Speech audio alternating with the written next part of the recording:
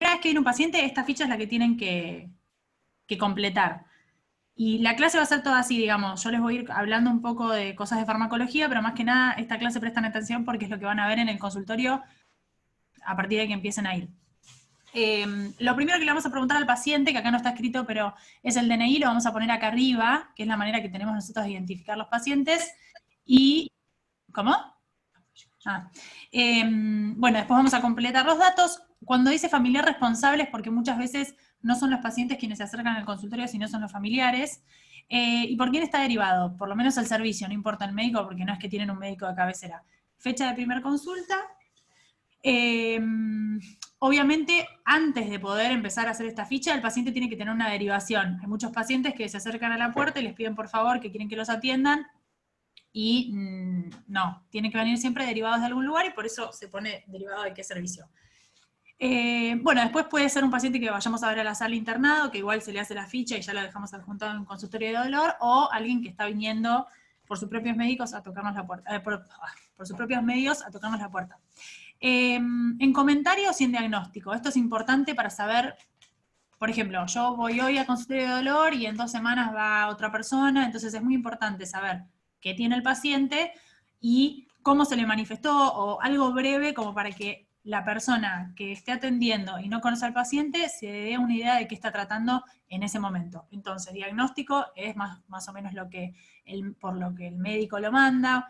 Hay muchas hernias de disco, cáncer por cuestiones oncológicas. En general es cuando ya no responden a lo que le da el clínico o el traumatólogo, lo tenemos nosotros.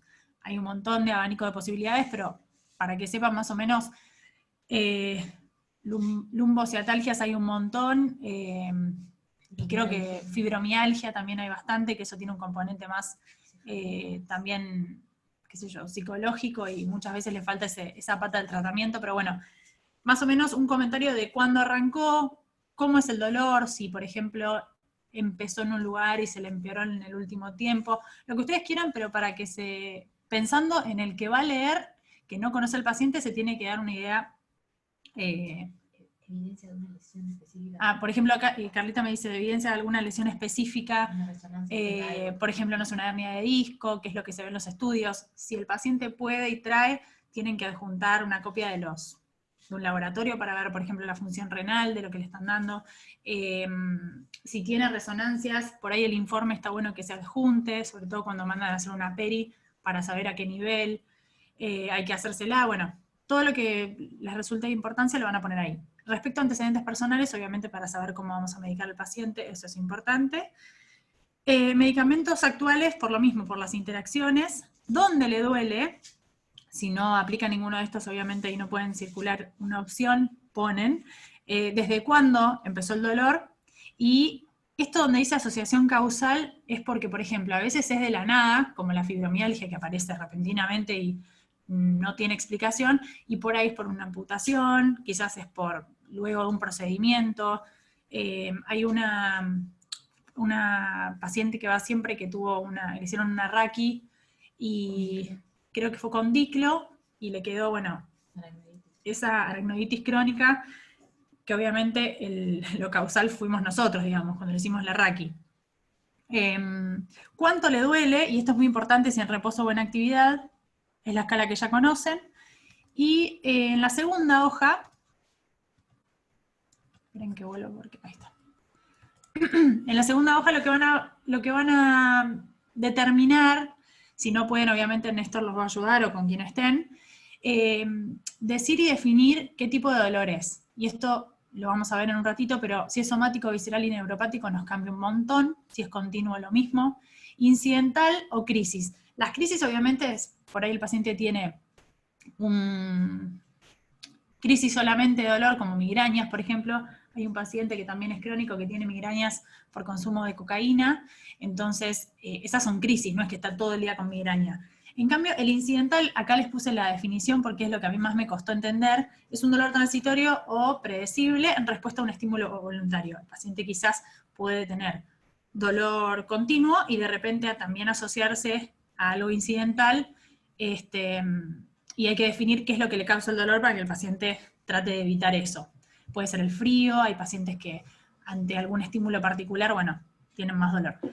Después, tratamientos que se usaron con anterioridad, porque ahora vamos a ver la escala del dolor. Nosotros, si ya ellos venían, por ejemplo, con opioides débiles, no tiene sentido que yo le dé el mismo tratamiento que ya está tomando. Voy a pasar quizás a otro escalón. No le voy a corregir para lo que él necesita puntualmente, pero tenemos que tener una historia del paciente. Que lo modifican más o menos también es importante, porque hay cosas que gatillan el dolor y hay cosas que lo calman, entonces es bueno para nosotros saber. La posición antálgica o de descanso es cómo duerme el paciente, si es que duerme. Hay muchos pacientes que lo que tenemos que hacer es mejorarles el sueño para que mejore el dolor. Muchas veces hay pacientes que les duele muchísimo, pero precisamente está empeorado por esa irritabilidad que tienen por el no dormir. Entonces, cómo duermen también es importante para nosotros, qué sé yo, si duermen con 2 almohadas, ¿por qué? Quizás tiene algo cardiológico que no sabe, entonces esa es la parte médica que también, digamos, no está de más.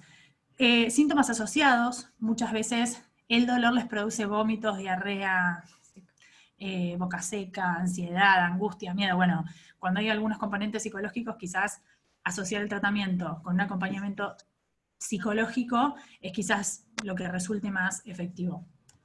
Y por último, bueno, cuánto duerme, si duerme a la noche o de día, si puede descansar o no, y si lo despierta el dolor a la noche. Y eso es porque, dependiendo de estos síntomas, los fármacos que yo voy a elegir. Y finalmente, bueno, tratamientos actuales relacionados con el dolor. Cuando hay tratamiento del dolor, no es solamente fármacos, ¿sí? Hay que tener en cuenta que si bien nosotros como médicos no aceptamos a veces esas cosas que están por fuera de la medicina, hay muchos efectos placebos o cosas que hacen los pacientes que realmente les disminuye la ansiedad, les mejora el estilo de vida y la calidad de vida y hay que promoverlos. Algo que les va a pasar es que muchos pacientes preguntan por la marihuana. Hoy por hoy nosotros al no tener sí, legislación, pero digamos, hay muchos pacientes que están en cuidados paliativos que se les recomienda, de hecho nosotros no les decimos que no, porque muchas veces bajan el consumo de morfina y de otros opioides, pero nosotros no se lo podemos indicar y la razón es porque no tenemos ningún lugar confiable donde podemos decirle, bueno, compra en este lugar, de esta manera. Lo que se está haciendo es, y esto, digamos, off the record, pero es algo que es real, hay una ONG que es Mamá Cultiva, que está dirigida por mamás que tuvieron hijitos con autismo, bueno, y otras patologías, y se los manda, digamos, a que investiguen eso. Esto se los doy como recomendación porque hay muchos pacientes que consultan y, digamos, no está de más si ellos quieren probarlo. Médicamente hablando, no va a estar en la historia clínica, pero es una opción. Bueno, respecto a los formularios, este es uno de los que vamos a tener y ahí está cómo aparecen los fármacos en farmacia directamente. O sea que todo lo que está acá, ustedes habitualmente lo que hacíamos era la posología, cuántas veces por día, cada cuántas horas, y la cantidad dispensada, que dependía de si el paciente tenía opioides débiles, es decir, hasta tramadol, que es lo que nosotros podemos darle, porque codeína creo que no hay en el hospital, le dábamos hasta 30 días. Y si tenían un opioide fuerte, es decir, morfina, oxicodona o metadona, cada 10 días los teníamos que legalmente citar, intentábamos modificarle la dosis para que alcance para 15 días, así el paciente no tiene que volver una y otra vez. Entonces en fecha de emisión le ponen la fecha y en días de tratamiento ponen o 10 o 30 días. ¿sí? Ahora, como yo les voy a mostrar, ahora tenemos todo por faros, entonces realmente no tenemos que volver a completar esto, pero algún que otro paciente les puede tocar que necesiten ir a farmacia con algún papel, y esto es lo que les van a presentar. Bien, esta es la receta rosa, no sé si se ve el color, no es la mejor foto, pero es donde se recetan los antidepresivos, los sedantes, los hipnóticos, anticonvulsivantes y psicotrópicos. Por ejemplo, acá yo les puse ejemplos. ¿sí? Clonazepam, por ahí es lo que más solemos dar. Hay alguno que toma el prazolam, pero son los menos, y lo mismo el diazepam, no siempre hay en el hospi. Sí, lo de Zolpidem, bueno, hay pacientes que obviamente, sobre todo los que tienen fibromialgia, que tienen asociados un montón de fármacos, que no son, digamos, no son los que nosotros indicamos, no porque no podamos, sino porque habitualmente lo hace un psiquiatra, pero a veces en el faro también estamos habilitados como para indicarlos. Amitriptilina sí, damos nosotros, y creo que, bueno, carbamazepina muy de vez en cuando. Esos son todos ayudantes que quizás en el tratamiento del dolor a veces ayudan más que la pregabalina, bueno, depende del tipo de dolor. Y respecto a los estupefacientes, que son en este caso la morfina, la metadona y la oxicodona se van a recetar en estos recetarios que son distintos. Ahí generalmente Néstor es el que los retira, digamos, si están, el troquel que tienen arriba va a decir Tonkovich, pero no importa, ustedes también pueden. Y hay uno que tiene un número, bueno, no está, digamos, es del hospital, no de Néstor. Creo que Néstor es cuando se hace PAMI o algunas, no me acuerdo ahora bien, pero se los va a decir en el momento que lo tengan que hacer. Pero siempre hay, estos recetarios están sí o sí y hay que adjuntarlos a las recetas, digamos, a lo que le damos completado, ¿sí? Como les mostré en la primera. En el caso de, vamos a ver por acá, un ejemplo de la metadona. No está tan completa esta receta, pero para que vean, van a poner el nombre del paciente, el domicilio, en este caso dice 1,70 sería el hospital, pero por ejemplo puede ser Berazategui. Hay muchos pacientes que no tienen consultorio de dolor y son derivados al poli. La droga, en este caso yo ahora después les muestro, pero viene de 10 miligramos, entonces múltiplos de 10 para la metadona. Y por ejemplo acá le daban, perdón, no, de la metadona vienen, acá les muestro. Sí, vienen comprimidos por 25, entonces los múltiplos tienen que ser por 25, pero viene de 10 miligramos. Yo le voy a calcular la dosis que necesita el paciente. Acuérdense que le tratamos de calcular para 15 días, o sea que a farmacia le vamos a dar un número que no es el real, pero en la historia clínica vamos a escribir qué es lo que realmente toma el paciente. Pero es para que ellos no tengan que acercarse cada 10 días porque es bastante engorroso, muchos viven muy lejos y no tienen movilidad. Entonces es una forma que encontramos de que no tuvieran que venir más seguido. La oxicodona viene de 20, pero comprimidos por 30, y la morfina viene al 4%, goteros de 30 mililitros. Antes, y nosotros podemos dispensar hasta un máximo de 7 goteros por paciente por vez que vienen, para que, eso no lo puse, pero después si quieren se los agrego, así lo tienen a modo de machete. Antes venían goteros de 15 mililitros, y ahí se podían dar hasta 14 goteros, pero siempre lo mismo, viene al 4%, es decir que hay 40 miligramos por mililitro, y tienen 2 miligramos por gota de morfina, eso acuérdenselo, porque es algo que vamos a ver en alguna cuenta. Y que la oxicodona es uno de los pocos fármacos que tiene el poli que no se puede partir, entonces la dosis tiene que ser exacta, pensando en que cada vez que el paciente va a tomar un comprimido va a ser de 20 miligramos. Bien. Otro ejemplo de la oxicodona, acá tienen, ponemos la cantidad de envases de comprimidos por 30, ¿sí? Y lo que vamos a hacer es la dosis del paciente cada vez que toma, cada cuántas horas, y cuál es la dosis diaria. Esto me va a dar X cantidad, ¿sí? Entonces ahí veo qué cantidad de comprimidos necesito, porque voy a tomar 2 comprimidos cada 8 horas, ¿sí? Que me va a dar 60 miligramos en total. Entonces, va a tomar el paciente 6 comprimidos por día, si quiero que le duren, dijimos 15 días, o 10 días, bueno, porque la receta no sé si la hizo Néstor. Bueno, hacen la cuenta y les hago. Y, espera. Es muy importante que no se confundan esas recetas, que no se queden mal. Bien, lo que me dice Carlita es que es verdad que si ustedes se equivocan en algo de la receta, de estas recetas no se las aceptan porque eso va con receta archivada y demás, entonces farmacia es bastante hinchapelotas. Ahora les explico cómo tiene que estar la parte de atrás. Y en el caso de la morfina, una forma fácil de acordarse cuando estén haciendo varias recetas es que la cantidad de goteros son la cantidad de gotas cada 4 horas. ¿Sí? Esta cuenta la pueden hacer 60 por 40, pero generalmente si ponen que dan 6 goteros van a dar 60 gotas cada 4 horas. Si ponen 4 goteros son 40 gotas cada 4 horas y así sucesivamente. Un gotero son 10, digamos, es una forma más fácil de explicar lo que tienen que poner para dispensar. Y atrás, farmacia pide el nombre, el DNI, el diagnóstico, porque se lo están dando, la dosis por día y la fecha y la firma. ¿Sí? Esto no se olviden porque si no se los invalidan. Bueno, y acá está lo del Pharos que es nuevo. Yo sinceramente se los dejo escrito y si quieren después les mando, se los voy a ir pasando así, pero no voy a gastar tiempo porque sinceramente es algo que pueden leer, cómo se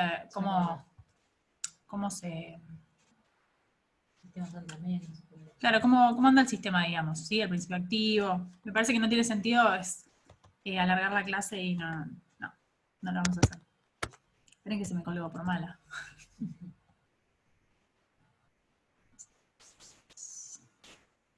Esperen un segundito,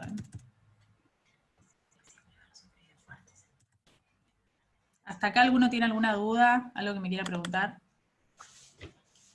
Vamos acá. No, Mari. Bueno, bánquenme un cachito porque les voy hablando mientras de lo que vamos a ver ahora. El teléfono para que sepan y lo anoten, igual está acá en la grillita, 610. Si tienen algún problema, yo lo que les recomiendo es que llamen cuando llegan al consultorio para ver qué medicamentos no hay. Porque eso que no haya, generalmente el que sabe es Néstor, pero acostúmense a hacerlo ustedes porque por ahí dispensaron algo y tienen que cambiarlo. Muchas veces no hay pregabalina y lo que hay es gabapentina, entonces tienen que cambiarle la dosis, explicarle al paciente. Entonces, sobre todo este año fue un lío, no sé qué fue lo que pasó, que no sé, creo que hubo unas semanas que había solo clonazepam y morfina, una cosa así. Entonces, para que los pacientes ya sepan y no se la agarren con ustedes. Y otra cosa que pasa también, que esto no lo vamos a ver puntualmente hoy, pero para que sepan, muchas veces se quedan sin metadona y hay pacientes que consumen mucha cantidad de metadona y pasarlos a morfina es medio una locura. En ese caso también se habla con farmacia porque a veces ellos tienen guardado o lo dispensan como en menos días, los hacen ir más veces, pero tratan de darle y cuando no sucede hay que, si bien no está escrito cómo hacerlo, es que digamos, se tratan como los pacientes que son adictos y que necesitan, digamos, empezar a consumir menos, se los rota morfina muchas veces, de la misma manera que rotaron de morfina a metadona, se hace al revés, aunque en realidad eso no es lo que deberíamos. Pero bueno, se hace de todas maneras. Bueno, volviendo. Ahora sí, por ahí lo que nos compete más. Se ve raro, ¿no? Se ve chiquitito. Ahí se ve Bueno, vamos a ver la escala del dolor y cómo tratarla. No, es que no se ve, no sé qué le pasa. Ahí está, bien. Tienes que tener la pantalla completa. Sí, estoy haciendo eso. Ahí está. Bueno, tenemos 4 escalones, ¿sí? Y justo iba a hablar con el Cachi, que es verdad, si bien uno, cuando empieza, por ejemplo, un paciente que es oncológico, nunca recibió medicación, primera consulta. Si el dolor es moderado, no voy a empezar por acá, ¿sí? Esto se llama escalera analgésica de la OMS, que es si uno empieza de leve a más grave, digamos, cuando un paciente empieza por ahí con dolor leve y va evolucionando en el tiempo. Pero si viene un paciente, no sé, amputado, con dolor extremo, o un paciente oncológico, no voy a empezar solo con paracetamol y AINE o algún adyuvante, quizás tenga que arrancar directamente con morfina. Hay muchos pacientes donde eso nos pasa y no sucede, y eso ahora lo vemos, pero se llama el ascensor, ¿sí?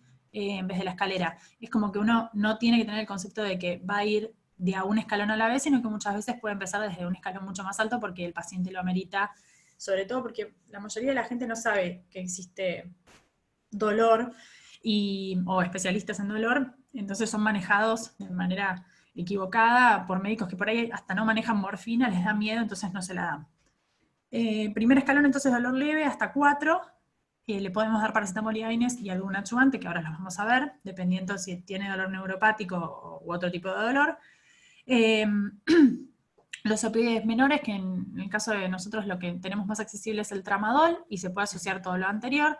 Si con eso no basta o la dosis ya tiene un techo, digamos, nosotros no podemos darle más de X cantidad, digamos, por ahí más de 300 miligramos días, no tiene sentido darle tramadol, los vamos a rotar directamente a morfina, ¿sí? Ahí, bueno, eso al no tener techo puede elevarse, y si la dosis de morfina es demasiado excesiva, por ahí metadona es más cómodo de tomar y es mucho más potente, entonces por eso es que nosotros vamos rotando de un fármaco a otro. Además, los coadyuvantes siempre nos ayudan dependiendo del tipo de dolor, si duerme o no duerme el paciente, eso es importante que lo sepan. Y el cuarto escalón es cuando ya, que por ahí acá no lo especifica, pero cuando nosotros hacemos algún tipo de intervencionismo, además de estar dándole las dosis más elevadas por ahí de drogas, o la combinación más extensa de las mismas, y el paciente aún sigue con dolor. Entonces ahí pueden entrar los bloqueos periféricos, las peridurales, incluso el intervencionismo, que por ahí ahora está más en boga, pero no es algo que hayamos visto nosotros que se haga por lo menos en el hospital. Y esto del ascensor que yo les decía es bien un paciente El 5 es cuando el paciente está con un dolor agudo, quizás en un postoperatorio agudo, que no puede esperar a pasar por los diferentes, digamos, etapas de esos pisos, digamos, analgésicos. Entonces quizás lo internamos, le resolvemos la crisis aguda y después vemos dónde estamos parados y los medicamos acordes. Siempre el 0 habla de adyuvantes porque esos coadyuvantes lo que hacen es por ahí ayudar a bajar las dosis de los otros fármacos y evitar los efectos adversos, que eso ya lo vimos todo en anestesia multimodal y me parece que quedó bastante claro. Bien, respecto a los fármacos que tenemos, acá está más claro las escalas, ¿sí? Aparte de los analgésicos opioides y, perdón, de los analgésicos no opioides, que son los AINES, el paracetamol, y los coadyuvantes. Después tenemos como opción ir a un opioide menor y después un opioide mayor. Respecto a los coadyuvantes, los más usados, o por lo menos lo que yo vi en el poquito tiempo que estuve en dolor, o mucho, es la mitriptilina, es uno de los más usados para el dolor neuropático constante. Quizás primero se prueba muchas veces con pregabalina y la mitriptilina, si eso sigue y el paciente no puede dormir, y bueno, ahí es donde nosotros agregamos la mitriptilina. Les comento lo poco que sabemos por haber rotado por consultorio, porque en realidad dolor es una especialización que se hace después de anestesia y son años de estudio, pero bueno, más o menos para que sepan qué es lo que están haciendo y por qué. La carbamazepina, algunos pacientes lo tienen también cuando el dolor neuropático es incontrolable, o hay pacientes que, bueno, también son epilépticos de casualidad y por ahí la tienen, pero incluso también se la dan muchos psiquiatras, pero eso, digamos, no es algo que manejemos nosotros todos los días y se va a decidir si nada de lo demás funciona. El gabapentina y la pregabalina quizás sí, son de nuestra primera elección porque son los más conocidos y los que tenemos en el hospital. Las benzodiazepinas, generalmente usamos clonazepam o alprazolam, pero más que nada clonazepam, y se le da a todo aquel paciente que nos refiere que por el dolor no puede dormir, o pacientes que tienen asociado insomnio. Siempre va a haber que evaluar el todo, ¿no? Antes de medicar. Bueno, los neurolépticos, bifosfonatos y baclofeno, la verdad que poco y nada. Me voy a quedar sin batería. Bien, respecto a los rescates, ahora vamos a ver con cada grupo de fármacos, pero si el dolor es leve y moderado, se recomienda por ahí opioides menores, es decir, tengo un paciente internado que quizás tiene ketorolac o diclofenac y un paracetamol, y quizás si sigue con dolor lo podemos rescatar con un tramadol, ¿sí? Ahora, si el paciente ya está con tramadol no tiene sentido. La morfina, ¿se acuerdan que cuando vimos los adyuvantes, por ahí los opioides puros es lo que elegimos, y siempre nos tenemos que acordar de incluir esas dosis al día siguiente. Ahora lo vamos a ver. Respecto a los tipos de dolor, que era una de las cosas que yo les dije que tienen que... Si ustedes clasifican mal el dolor en la primera consulta, el paciente por ahí lo van a estar tratando como un dolor somático, y si se pierden el componente neuropático, quizás el paciente tenga una mala evolución y no tiene sentido, ¿sí? Muchas veces los agarramos tarde, la verdad que es una cagada eso, pero sería ideal, ya que vimos el módulo de dolor, si sabemos que es un paciente que es muy propenso a tener dolor neuropático, sobre todo en traumatología, que pactemos con traumato de ya darles por ahí la pregabalina antes, y que no vengan a consultorio ya con ese dolor de mucho tiempo de evolución que va a ser muy difícil de tratar, porque no tiene mucho sentido. El neuropático es siempre el producido por un estímulo que los pacientes refieren como quemazón o pinchazos, o es muy típico en los diabéticos, por ahí les roza la sábana y les duele, digamos, está relacionado con la alodinia. Acuérdense de esto porque depende del tipo de dolor, quizás la pregabalina le va mejor y la mitriptilina le va, en vez de la pregabalina, digamos, va a depender, eso lo van a tener que leer más y ver en qué tipo de paciente va uno y no va otro. El nociceptivo, que es el más frecuente, y se divide en somático y visceral, que es lo que vemos más frecuentemente nosotros en quirófano, y el psicógeno, tenemos un par de pacientes con este tipo de dolor, son muy particulares, y lo que yo quiero recalcar acá es que sepan que el paciente de dolor es muy molesto, muchas veces es muy demandante, pero son pacientes que están con dolor y es lo que ellos sienten, digamos, aunque no haya una causa. Por ejemplo, la fibromialgia, muchos años se los trataba de locos a los pacientes, y realmente los pacientes ese dolor lo tienen, y nosotros, si podemos, los tenemos que ayudar sin juzgar, pero siempre dándonos cuenta que hay muchos de esos pacientes que son adictos. ¿sí? O sea, sepan aprender a diferenciar eso porque y cuando algo les suene, les haga ruido, tienen que consultarlo porque ha habido algunos temitas legales que no, digamos, por ahí no nos afectan directamente porque somos residentes, pero el día de mañana sí me parece que es importante saberlo. Bueno, y después somático y visceral, que eso ya lo saben. ¿Alguna pregunta hasta acá? Se durmieron todos. ¿Están todos dormidos? No, bien, Mari. Bueno, sigo. Última cosa que les voy a decir, vamos a hablar de los grupos de fármacos, y esto por ahí presten atención para ver cómo los recetan. Respecto al paracetamol y AINES, acá les dejo las dosis. No quiero ser reiterativa, creo que ya lo vimos bastante. Quizás lo que quiero que sepan es esto de los rescates que decíamos. El paciente está en el escalón 1, está solamente recibiendo paracetamol o un AINE, se precisan, dice, 2 o 3 rescates, más de esto, ¿no? En 24 horas. Si eso es lo que le está pasando al paciente, digamos, está con dolor y necesita que lo rescate, dice, pautar opioide menor con dosis de inicio. El tramadol, por ejemplo, se inicia con 50 miligramos, y dejar de rescate de dosis equivalente. Por ejemplo, dice tramadol 50 miligramos cada 8, y rescate de tramadol 50 miligramos cada 6 o cada 8 si dolor. Muchas veces nosotros directamente de una en trauma les dejamos tramadol, cuando pensamos que es un dolor que por ahí podría ser moderado, pero si pensamos que es leve, lo que pueden hacer es dar tramadol si dolor, o sea, no siempre dejarlo directamente con opioide. De hecho, las guías lo que pretenden es retirar el opioide lo más posible, y quizás si hicimos una buena analgesia preincisión y lo mantuvimos las primeras 24 o 48 horas, quizás le vamos a evitar el dolor a posterior. Y si precisa aumentar la pauta de opioides, bueno, hacerlo hasta la dosis techo y después, si no, cambiar de escalón, ¿sí? Ahí es donde la escalera sirve, porque uno va de abajo para arriba y no tiene que saltar directamente a algo que por ahí le da una de estas reacciones adversas. Como los AINES, recuerden que son agresivos para la mucosa gástrica, siempre tienen que ir con omeprazol o ranitidina en caso de que sea endovenoso. Si nosotros estamos en consultorio y sabemos que le vamos a dar al paciente durante mucho tiempo un AINE, le vamos a dar omeprazol, que es mucho mejor que darle ranitidina, ¿sí? Ahora, acuérdense que la ranitidina, el efecto terapéutico era antes si la dábamos endovenosa, y por eso no elegimos omeprazol para los pacientes que están en quirófano, ¿sí? Eso, acuérdense que estaba en mi clase de coadyuvantes. Bueno, sí, omeprazol creo que no hay en el HOSPI, pero si lo tuviéramos, por ahí en quirófano no es de elección, pero si el paciente tiene obra social y lo puede conseguir por afuera, en vez de darle ranitidina, que mucho sentido no tiene, le damos omeprazol. Después, respecto a los fármacos, a los opioides, tenemos tramadol en el HOSPI. Codeína creo que no hay, ¿no? No. Me parece que no. Por lo menos yo nunca dispensé eso, nunca. No hay, Mari. Okay. Buenísimo. Y bueno, el tramadol se puede dar, ya saben, la dosis máxima día, 300 endovenosa, pero 400 si le estamos dando vía oral.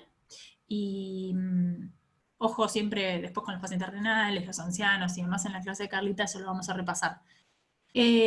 Acuérdense que si ya está recibiendo un opioide, lo que podemos hacer para rescatarlo es o darle una dosis más alta, hasta la dosis techo, y si no, pasar directamente a morfina, ¿sí? Cambio de escalón 1 más. Respecto a las interacciones, dice el tramadol, bueno, ya lo hablamos, creo que en 2 de nuestras clases, que se podía asociar, no había problema, esto y morfina, pero que no tiene mucho sentido, y tienen que tener en cuenta, sobre todo con los IRS, que muchos de nuestros pacientes tienen, si además le van a asociar a tramadol, si los pacientes viven solos o no, si tienen algún indicio de efecto adverso, que nos puedan contactar como o los recitan a las 2 semanas como para ver cómo andan, para evitar los síndromes serotoninérgicos, ¿sí? ¿Qué más? Bueno, y la codeína, pero no lo usamos.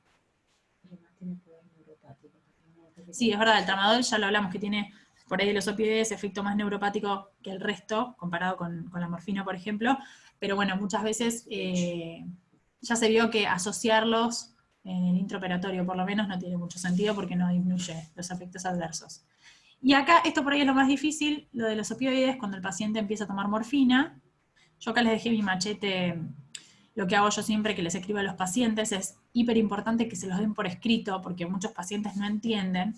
Entonces, es muy fácil el concepto, yo se los explico a ustedes, y asegúrense de que el paciente se los repita, que entiende cómo tiene que tomar la morfina, porque yo ya he visto intoxicaciones o que se confunden en la dosis, digamos, o se toman, cuando los pasamos a metadona, que lo vamos a ver ahora, quizás siguen tomando la morfina, se intoxican, terminan con edema agudo de pulmón porque se pasan de naloxona en la guardia, o sea, es todo un caos. El gotero, como les dije, viene de al 4%. Entonces yo lo que voy a hacer es, voy a setearle la dosis que yo quiero, ¿sí? de morfina, es decir, si no venía tomando nada, ¿no? Y queremos dejarle, no sé, queremos hacer una dosis carga, o bueno, voy a elegir la dosis que quiere el paciente, que quiero para el paciente, y después se la puedo dar directamente, ¿sí? Por ejemplo, si venía tomando tramadol y quiero dar una dosis de inicio de morfina, si bien esta dosis que yo le voy a decir sirve para más o menos todos, si es un paciente que viene con dolor muy extremo y severo, quizás no tiene sentido empezar con una dosis más baja. Entonces la dosis kilo, que la dosis ya la vimos 1500 veces, digamos, la podemos calcular, la dividimos. Esa dosis que me daría endovenosa, que es lo más fácil para nosotros calcular con las tablas, la multiplico por 3, y esa es la dosis que yo le voy a dar vía oral repartida en 6, ¿sí? Porque yo la voy a dar cada 4 horas. Entonces, por ejemplo, en un paciente que yo le voy a dar por primera vez y no sabe cómo manejarse y no sé cómo le voy a pegar, una dosis más baja está bien. Por ejemplo, empiezo con 4 gotas. Esas 4 gotas, acuérdense que tienen 2 miligramos cada una. Entonces, si yo le doy esos 8 miligramos, sería como que yo le estuviese dando, esperen que haga la cuenta, 4 por 2. Si lo divido por 3, es como si yo le estuviera dando 2,5 miligramos endovenoso, ¿sí? Y eso es porque tiene el 30% de la absorción vía oral, ¿sí? La biodisponibilidad es el 30%. Por ahí me estoy haciendo un lío explicándoselos, pero es muy fácil. Es lo que yo ya sé calcular que siempre doy a un paciente endovenoso, si se lo quiero dar oral, lo multipliqué por 3. Y si el paciente tiene vía oral, yo ya sé la dosis que toma todos los días, lo voy a operar y quiero saber qué dosis le tengo que dar, lo divido por 3 y eso me da la dosis endovenosa. ¿Quedó claro eso? Mari, Sí. tengo una duda. Con respecto a la dosis de morfina endovenosa que usás, ¿es la dosis de carga para ese paciente o la dosis de mantenimiento? Y si es el que vos vas a estar en tu casa, le podés dar mantenimiento directamente, pero la primera vez, si yo estoy con un paciente que lo operé, siempre la dosis carga y después le voy a dar vía oral mantenimiento. Si nunca tomo morfina, quizás hasta podés empezar con una dosis más pequeña. Viste que hay rangos. No es que tenés que hacer... porque digamos, como es un paciente que por ahí ya viene con otro opioide y vos le vas a rotar a morfina, no es que necesitas cargarlo y después hacerle el mantenimiento. Una cosa, si está en sala, por ejemplo, sí, yo le haría, si yo le interné para tratar el dolor, le haría la dosis carga endovenosa, le hago la dosis mantenimiento endovenosa y lo voy rotando con la dosis mantenimiento dividida en 24 horas en gotas. ¿Se entiende? Ari, ¿por qué no haces un ejemplo con un paciente de 70 kilos? Bueno. Para que quede lo que estás diciendo. Dale, por ejemplo, lo hago pero directamente si está en consultorio, ¿eh? Claro, por ejemplo, hay un paciente que está en sala que está recibiendo un mantenimiento de morfina y quiero que se vaya a la casa y quiero rotarle esa dosis de mantenimiento que tiene a esas goteros orales. Bueno. O sea, ¿cómo lo harías? Bueno, por ejemplo, si yo lo tengo con 0,3 miligramos por día. ¿Cómo? 0,3 miligramos Por eso, si lo tengo con 0,3 estoy calculando de acá, tengo 21 miligramos que darle, ¿sí? Eso sería endovenoso. Uh-huh. Lo tengo que multiplicar por 3, sería 63 miligramos. Bien, ponés 60. Dividido 6, ¿cómo? Ponele 60, son 10 miligramos por cada toma. Sí. Sí, 10. No, Carlita me está haciendo acá la cuenta también. Bueno, por eso, si yo lo divido por 2, que son la cantidad de gotitas, le tendría que dar 5 gotas cada 4 horas. Perfecto. ¿Sí? Ahora, esas 5 gotas yo se las voy a empezar a dar y le voy a hacer tomar 2 tomas. Si el paciente llega a tener dolor, la forma de ir subiendo de a poco, y generalmente se lo deja internado un tiempito para ver si tolera bien, pero digamos, la manera que yo tengo de ir subiendo la dosis es cada 2 tomas. Tengo que esperar por lo menos 8 horas a ver si esa dosis nueva le hizo efecto y recién ahí le vuelvo a agregar gotas. ¿Cuánto le agrego? Bueno, que se puede agregar, nosotros la forma que lo hacemos en consultorio es cada 2, de a 2 gotitas Sí, es dolor. si hay dolor. En realidad, si hay una crisis de dolor, ahí es un rescate que ahora le explico, pero esto es para que sepan cómo vamos a ir ajustando la dosis que necesita el paciente durante el día, si es que el dolor es leve y es continuo. Si en caso del dolor, digamos, se apagó, venía bien el paciente, y antes de que le toque la otra toma, por ejemplo, yo tomé la dosis a las 8 de la mañana, y a las 10 de la mañana tuve una crisis de dolor, y hasta las 12 no me tocaba, lo que puedo hacer son 2 cosas. O rescatarme con 10% de la dosis de todo el día, o lo que es lo mismo y que generalmente cuando hacen la cuenta es más o menos igual, es la mitad de las gotas que estoy tomando en cada dosis, ¿sí? En cada toma. Por ejemplo, si yo estoy tomando 5 gotas, bueno, no voy a hacer 2 gotas y media, pero vamos a 6, ponerlo con este ejemplo, no, 4 gotas, voy a tomar 2 gotas de rescate. Y cuando toque a las 12, vuelvo a tomar mi fármaco. Y anoto la cantidad de veces que me rescaté en el día, ¿sí? Porque eso después lo que hay que hacer es sumar al día siguiente los rescates y empezar a tomar todos los días Ajustar la dosis. la dosis ajustada. ¿Se entiende? Hay que explicarse al paciente, esto es re importante. Esto es muy difícil de explicarle a los pacientes porque me está costando a mí explicárselos a ustedes y que por ahí lo entiendan. Por un ejemplo es más fácil, pero si ustedes no están convencidos de que van a entender qué son los rescates, solo explíquenles cómo van a ir subiendo la dosis de a poquito, ¿sí? Y que si el dolor es insoportable, se acerquen a la guardia de última, pero tengan cuidado cuando los pacientes empiezan a hacer rescates así muy seguidos, porque quizás igual el frasco no les va a alcanzar y van a acercarse, pero es importante que les expliquen que se pueden intoxicar, ¿sí? Y dejarles anotados digamos, qué hacer en caso de que la frecuencia respiratoria sea baja, que los vean somnolientos a los pacientes en la casa. Siempre si hay un familiar es mejor porque le explican tanto al paciente como al familiar, ¿sí? ¿Qué cosa? Me parece que Si alguien está hablando, no sé. ¿Se entendió No, eso? estábamos sacando un cálculo que estaba preguntando acá a Brenda cómo hacer eso de cada 2 tomas, digamos. ¿Puedes volver a la pantalla anterior así no me pierdo? Sí, Re demandante. acá. está bien. Esa. Ponele, la paciente, no sé por qué asumí que era una mujer, tiene que tomar a las 12, ponele, le tenés que hacer un aumento de 2 gotas, como dice ahí. Sí, Va a tomar 6 gotas a las 12 y 6 gotas Y a las aparte- 16. sí, Y después a las 20 recién ves si le tenés que volver a aumentar, digamos. exacto. Yo lo puse a modo de ejemplo ahí, pero si la paciente viene bien, sigue de ahí Claro, en sí, más con 6 gotas, 6 gotas, 6 gotas. Sí. pero- Pero si vos ves que después de 8 horas tiene dolor, le agregás 2 y su nueva dosis de ahora en más va a ser 8 gotas. Nunca se O sea, nunca se baja. Nunca se baja para atrás. Eso quiero que les quede claro. Y otra cosa es que la suba de dosis no es lo mismo que el rescate. ¿Se entiende? Lo que sí hay que decirle al paciente es ¿Se entiende eso? que cuente cuántas veces tuvo para Sí, sí, rescatarse. Y después, es muy importante, como decía antes, que el paciente cuente cuántas veces se rescató para reajustar la dosis al día siguiente. Y que si tiene dudas, obviamente, bueno, no es lo ideal que lo llamen, porque darle el teléfono a un paciente que tiene dolor es algo que no hacemos, pero bueno, que si tiene dudas directamente puede acercarse al consultorio de dolor al próximo día que tengamos, ¿sí? Que es martes y viernes. Decirle que yo, Decilo vos acá. no, porque te voy a hacer eco. Yo a veces le tengo que decirle que si tiene que rescatarse Espera un segundo, Carlita me está diciendo más de algo. 3 veces en un día, Sí. que vuelva y se la ajuste la dosis. Ah, no, dice Carlita que es verdad, si Se los Se pacientes... escucha igual, amiga.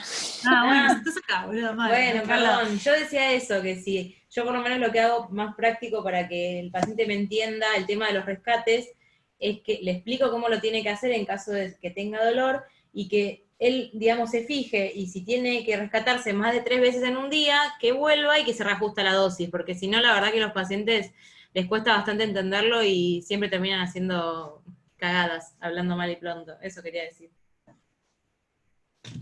Bueno, ¿alguna duda de esto? Es importante que lo entiendan y si tienen dudas, pregúntenme. A mí me llevó un tiempito como entenderlo y para poder transmitirlo al paciente y a ustedes, claramente. Otra cosa, si el paciente le dice, si me quedo dormido y no tomo la medicación, bueno, si el paciente tiene buen manejo, la de las 4 de la mañana pueden no, se la pueden saltear, digamos, pero si no, lo ideal es que se despierten y la tomen. Bien. Bueno, los rescates, ya saben, ya les dije más o menos. Las interacciones conocidas, porque más que nada es morfina lo que usamos. Y la rotación. ¿Cuándo rotamos? Bueno, algo que quiero aclarar antes de seguir. Todos los pacientes que estén con opioides, sobre todo opioides fuertes, se van a constipar, y la constipación no es que a medida que va tomando más dosis el paciente se va acostumbrando al cuerpo. Quizás eso pasa con las náuseas y vómitos, pero no pasa con la constipación. Entonces, no se empieza un opioide fuerte sin darle un laxante. Y ese laxante, además, vamos a tener que rotarlo. Y generalmente es o lactulón, o vaselina, o otra cosa que se da, que tenemos nosotros en comprimidos, es el bisacodilo, que no hay siempre, pero cuando hay, viene de 5 miligramos, creo que en algún lugar se los puse. Bueno, ahora veo, en algún lado de la clase está, para que se acuerden y no dejen de dárselos, ¿sí? Ahora, por Mari, ahí, ¿te acordás cada cuánto se toma el bisacodilo? ¿Cada 8 o cada 8 12? horas. En realidad es cada 8 horas, pero creo que es antes, no, perdón, o es a la noche antes de las comidas. No me acuerdo ahora, no me acuerdo. El lactulón y la vaselina sí, es antes de la comida, se toman 10 mililitros de lactulón o una cucharada de vaselina. Y el bisacodilo, espera que creo que yo lo tengo acá. No sé dónde lo anoté, bueno. ¿Sabes que no me acuerdo? No me acuerdo. No, yo siempre le pregunto a Néstor, por eso. Sí, yo también. Pero porque no me acuerdo. Pero en algún lado está, en algún lado lo tengo anotado. Fíjate por ahí. Una hora después de comer o beber productos, digamos. Dice 1 hora después de comer. O beber, no sé. Bueno, no sé, ahora se los averiguamos, no me acuerdo. Bueno, respecto a cuándo, puede ser lo que sea que le pase al paciente, efectos adversos, hay pacientes que no toleran las gotas, o que haya que estemos tomando muchas gotas de morfina y tengamos que rotar, o el paciente no se banque que sean tantas gotas. En ese caso se puede pasar oxicodona en miligramos. Morfina en comprimidos en el hospi no hay, pero por ejemplo, PAMI que no les cubre las gotas y sí los comprimidos fraccionados, en PAMI hay que hacer la conversión a pastillas, ¿sí? Depende de cuánto, de los miligramos que venga la pastilla, eso depende, hay muchas dosis, eso va a depender de la farmacia. Después, hiperalgesia, tolerancia, bueno, mal control del dolor, obviamente. Siempre el cálculo no se me contando los miligramos. Decilo. Nada, que a veces quizás para la rotación a comprimidos de morfina, lo que pueden hacer de una manera práctica para no enroscarse mucho con la conversión, es tener en cuenta los miligramos que tiene cada gota de morfina para pasarlo, digamos, de comprimido a gota y viceversa. Exacto. Bueno, y como hay una tabla que les dejo acá donde dice dosis, que es con la tabla de dosis equipotentes, dice, bueno, reducir el 30-50% de la dosis equianalgésica resultante para evitar la tolerancia cruzada. Eso lo vemos cuando vos lo des, si hay enfermedad hepática, renal, también hay que disminuir la dosis, se ajusta, si es necesario. Y lo mismo cuando, por ejemplo, empezamos con metadona, que ahora cuando hable de metadona lo vamos a ver.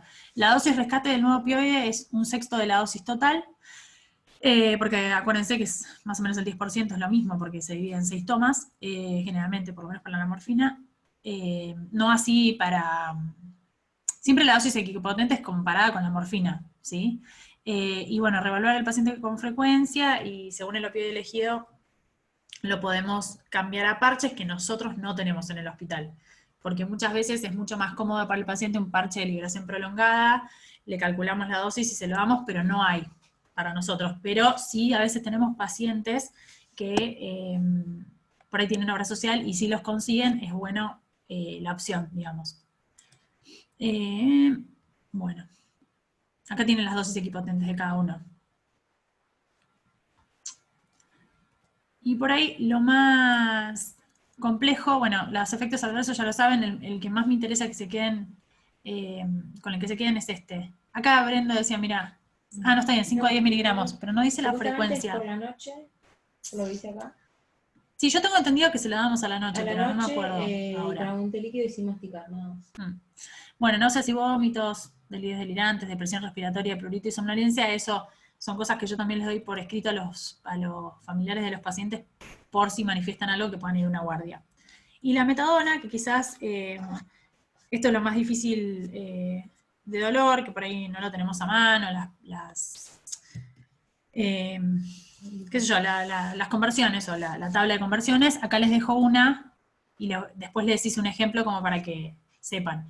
Si el paciente está depende de la dosis de morfina que está recibiendo vía oral, la cantidad de metadona que yo le voy a dar. No es lo mismo que esté tomando 30 miligramos de morfina que esté tomando 500 miligramos, ¿sí? Entonces, y realmente se llega a dosis altas rápido en los pacientes, por ejemplo, oncológicos. Entonces es una manera mucho más cómoda de dar la metadona y que el paciente la tolere, ¿sí? O el opioide. Entonces, en este caso, si es de 30 a 90 vía oral, miligramos, es una relación 4-1. ¿Qué quiere decir 4-1? ¿Cuántas veces entra la metadona? O sea, 4 veces tiene que entrar la metadona en la dosis de morfina, ¿sí? O sea, la divido por 4 y me da, más o menos. Es un estimativo, ¿no? Se redondea generalmente para abajo, porque es muy potente la metadona. Entonces se hace 30 dividido 4, me da 7,5, le voy a dar 7 miligramos de metadona en total día, ¿sí? Después eso, la metadona se puede dar cada 12, se puede dar cada 8 o cada 6, si no me confundo, me parece. Después, si el paciente estaba tomando entre 90 y 300, este ejemplo que yo les di acá es de 300 dividido 8, me da 37,5, es mucho más cómodo por cómo viene la metadona, y que esta sí la puedo partir y viene de 10 o 20 miligramos. Bueno, igual depende del laboratorio, ¿no? En el hospital lo tenemos de una manera, puede ser en otro lugar de otra manera. Le vamos a dar 35. Y así sucesivamente hasta 12,1 de relación si toma más de 300 miligramos. Ahora, la manera de darla esa es la manera que yo tengo que calcular la dosis día, ¿sí? Una vez que ya decidí qué dosis día la toca a mi paciente, lo que voy a tener que hacer es dividirlo en 4 días el comienzo de metadona. La metadona viene en el OSPI de 10 y 20 era el oxicodona, ¿no? Sí, de 10 miligramos. Bueno, entonces, si yo tengo el primer día que pasarlo a metadona, lo que voy a hacer es darle 1/3 de lo que le debería dar de metadona, que acá lo tienen en el ejemplo, creo que se ve mejor. Si yo tuviera un paciente consumiendo 24 miligramos de morfina y lo quiero pasar a metadona, me va a dar 3 miligramos en total. Ahora, eso en 24 horas. Entonces, el primer día lo que voy a darle es 2/3 de la morfina, que me da 16 miligramos, y después le voy a dar 1/3 nada más de esa metadona, ¿sí? Para no intoxicar al paciente. Una para no intoxicarlo y otro para no dejarlo sin analgesia, ¿sí? Generalmente cuando saco la metadona es para no intoxicarlo, y para que le empiece a hacer efecto la metadona es que hago esto de ir gradualmente para arriba. Después, el segundo día le voy a dar la mitad y la mitad de la dosis de cada uno, y al tercer día le doy 1/3 de morfina y 2/3 de metadona. A partir del cuarto día ya empiezo con la metadona cada 12 horas, ¿sí? Y vemos cómo se la banca el paciente. Obviamente si necesita más, yo he visto pacientes que toman cada 8 horas sin problema. Bien. Y por último, los coadyuvantes. Acuérdense que todos los fármacos que damos en consultorio de dolor crónico, como por ejemplo la pregabalina, no va a hacer efecto en el momento como hace un opioide, por ejemplo. Y eso hay que decírselo a los pacientes porque muchas veces no siguen con el tratamiento porque dicen que no les hizo nada, ¿sí? Entonces, mi recomendación es que si instauran un tratamiento nuevo, esto se lo expliquen, que tarda en llegar al rango terapéutico necesario, digamos, para que no haya dolor, que también hay fármacos, como es la pregabalina y la amitriptilina, que para darle la dosis plena, más que nada la pregabalina, para llegar a la dosis plena que realmente tenga efecto, que por lo que se ve es más o menos 150 miligramos o día, más o menos son 300, pero 150 cada 12, los pacientes muchas veces no se bancan los efectos adversos y hay que ir muy de a poco, y nos va a facilitar la vida decírselos o citarlos a los 15 días y ir corrigiéndolo de a poquito. Bueno, acá lo mismo, les dejé las dosis. Acá tienen la amitriptilina de los primeros 3, es el que más usamos. Generalmente le damos 25 miligramos a la noche, Tanto el clonazepam como la mitriptilina se lo damos a la noche. Y la pregabalina, yo cuando se las inicio, generalmente la primera toma también se las doy a la noche, por lo mismo, porque da mucho mareo, el paciente no se banca los efectos, entonces se empieza generalmente con 75 miligramos a la noche, y después se empieza cada 12 horas, ¿sí? Hasta lo que les decía, aumento de la dosis, más o menos 150 miligramos cada 12 horas sería como lo ideal. Ahora, si no hay pregabalina, lo que hacemos es darle gabapentin, pero el gabapentin se toma cada 8 horas, y esa diferencia hay que decírselas porque si no muchas veces empiezan con dolor porque piensan que se toma igual que la pregabalina y no, ¿sí? Entonces lo mismo, se empieza 300 miligramos durante la cena o a las 24 horas, en esas 24 horas, el primer día se empieza antes de comer, por ahí, para que el paciente, o antes de irse a dormir, y después sí se va a subir a cada 8 horas al día siguiente, esos 300, y en caso de no soportar el dolor y tener que aumentarlo, lo podemos subir 300 más, digamos cada 8 horas, y eso lo vamos a ir ajustando hasta la dosis máxima, ¿sí? Yo más que 900 cada 8 horas no vi. Acá la dosis máxima es 1200, pero ya cuando no van con eso, quizás lo que se les cambia es otra cosa. Acuérdense de siempre tener las dosis más bajas de cada fármaco y no llegar a las dosis tóxicas o que tenga efecto adverso. Bueno, y después tenemos otros coadyuvantes que también los vimos. Los esteroides, los anestésicos locales, los parches, podemos hacer bloqueos. Ya cuando esto ya no funciona más, hay que intentar ir al escalón 4, que es bueno, lo que ya vimos. ¿Me estaban por preguntar algo? No, se escuchó un ruido. Los rescates generalmente ya dijimos, se hacen con opioides puros. En el caso de que estén tomando comprimidos se calcula la dosis, y si no, las gotas de morfina es lo más cómodo. Y bueno, acá están algunos efectos adversos de los antidepresivos que damos a veces, o antiepilépticos, para explicarle al paciente todo lo que le pueda pasar. Porque muchas veces la adherencia tiene que ver con eso. Quizás yo lo que veo es que nosotros los polimedicamos demasiado, y por ahí asociándoles psicoterapia, o que es muy difícil en el hospi, o dándoles una dieta acorde, o que el paciente pueda, y se van a reír, pero es verdad, no sé, meditar, hacer otra cosa, yoga, muchas cosas que obviamente se nos cagarían de risa a los pacientes, porque yo he preguntado a algunos pacientes cuál era la dieta, y muchos pacientes me han respondido, hay días que no como. Entonces, bueno, estamos en un medio que es difícil tratar el dolor, porque muchos de esos dolores son exacerbados o inician por una cuestión social. Entonces, esto va para los que van a empezar a ir a dolor, sobre todo para Marcos, que seguro va a salir con muchas ganas, Marcos. Y Fernando también. Que por ahí les copa. Es bastante frustrante ver que no podemos darle respuesta a esos pacientes, primero porque, qué sé yo, en el hospital todo lo que es extra farmacológico no se puede hacer, y porque tampoco estamos todos formados en intervencionismo como para hacer un poquito más. A veces los neuro hacen algún que otro bloqueo que por ahí nosotros no, pero no todas las lumbociatalgias funcionan con una peri, y después de eso ya nosotros se nos acaban las opciones, y bueno, digamos, no estamos cortos porque a veces nos dicen por qué los polimedican, sobre todo en clínica, pero bueno, es lo que hay, y con lo poco que tenemos hacemos un montón. Así que creo que esto les va a quedar como a modo de machete de todas las drogas que van a ver. Si tienen alguna pregunta me preguntan. Creo que lo de la metadona y lo de la morfina es lo más difícil, así que si quieren lo vuelven a ver, y si tienen alguna pregunta obviamente me escriben.